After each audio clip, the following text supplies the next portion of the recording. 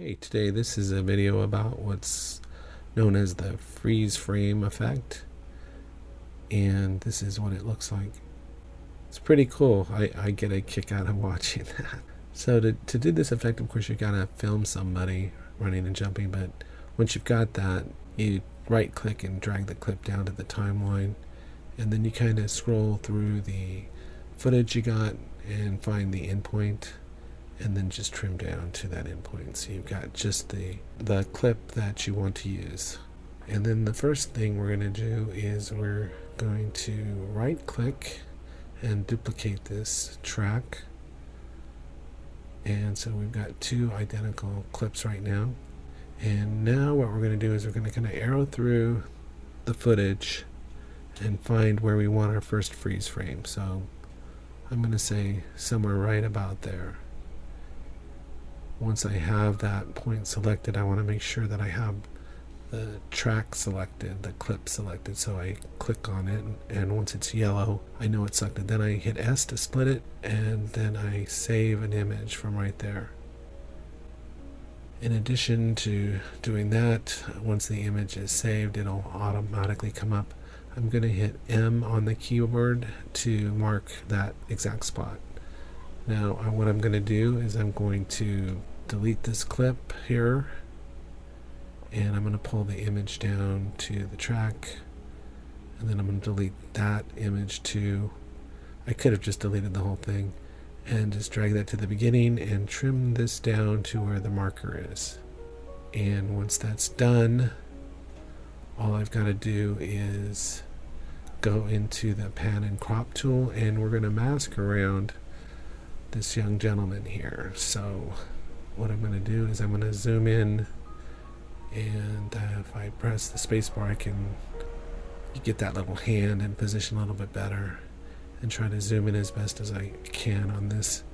And then we just begin the process of masking, which is, one of those things everybody's got to take some time to learn how to do. But once you get the hang of it, I know I never really liked masking. It's not so bad, but what I try to do is use as few anchor points as possible. I see a lot of people masking that just click, click, click, click, click around the whole thing, and there's really no need to do that.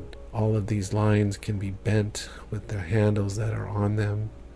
And so what I do is I kind of go and do a rough outline of the person.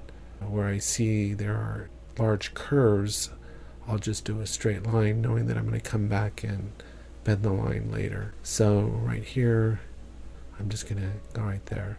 So I'll try to speed up through this part because this does take a while, but like right here, I'll add a point and I'll press control when I see those handles, and I can just scoot that right up, and I grab that one handle. I can make a perfectly curved line. I hit control, and then I can make a perfectly curved line there. So there would be no need for me to do 20 little points there. And then I just work my way through the whole image like that. So here I'll add a point here, I'll click it, and I'll push up. And then if I need to fine tune the line, I'll just grab those handles and bend it. By taking advantage of those curve handles, you can really create a very good mask in a relatively short time. So I'm just speeding up through the rest of this while I do it, but really you should take some time to learn masking if you're going to learn special effects. There'll be definitely a need for being comfortable with making masks.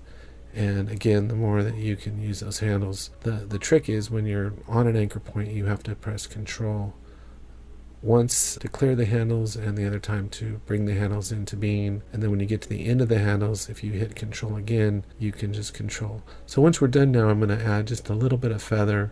And when I say a little bit, I mean just a little bit, because it's such a small image to begin with. I'll basically blur the whole image if I add too much feather. So now you can kind of see the beginning of our effect right there, which is cool. So what we do now is we're going to go back to our main clip and duplicate that. And now we're looking for our second freeze frame point, which I'm going to say is right about there. So we follow the same procedure. We're going to hit split, and then we're going to press M to mark the spot, and then we're going to save the image as a PNG file. and that's auto named as image 24. And once that's generated for us, it'll automatically populate in our media bin, and then I can come down here back to the track, and we're going to go ahead and delete this clip. That's a still image across the whole clip now, and then we trim it down to the marker, and we basically got our two images right there. Now we got to go in here and again repeat the process of masking. So we click mask. In the interest of time, I'm speeding this up quite a bit.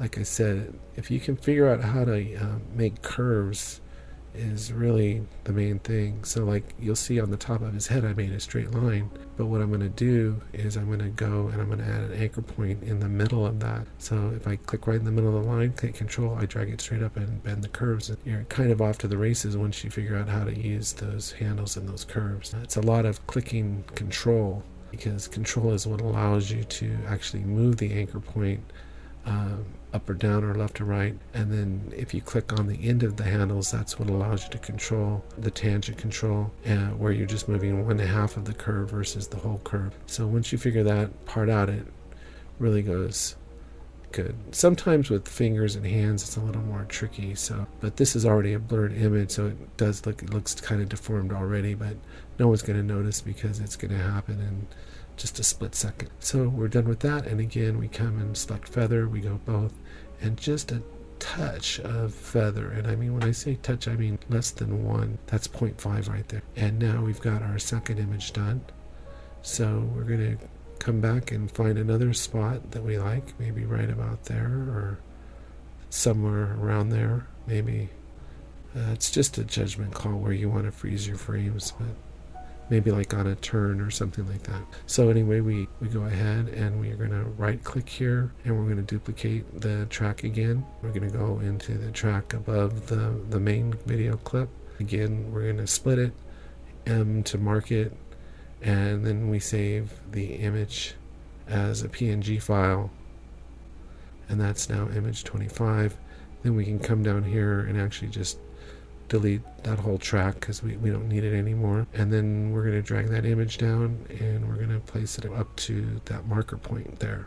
And now we go into pan and crop, and again we click mask, make sure I'm going to go through this one pretty fast. This is a pretty easy one to do. Like I said, once you get the hang of it, masking, it's really it can almost be kind of fun, but it's almost like I'm doing surgery or something, like I'm doing a suture, because it's like you're threading a needle practically half the time. Like I said, once you get a handle of those curves, and then we feather this one. This is a little bit bigger image, so we can actually add a little bit more feather if we want. And now you can kind of see the whole effect right there. That's it. That's pretty much the whole effect.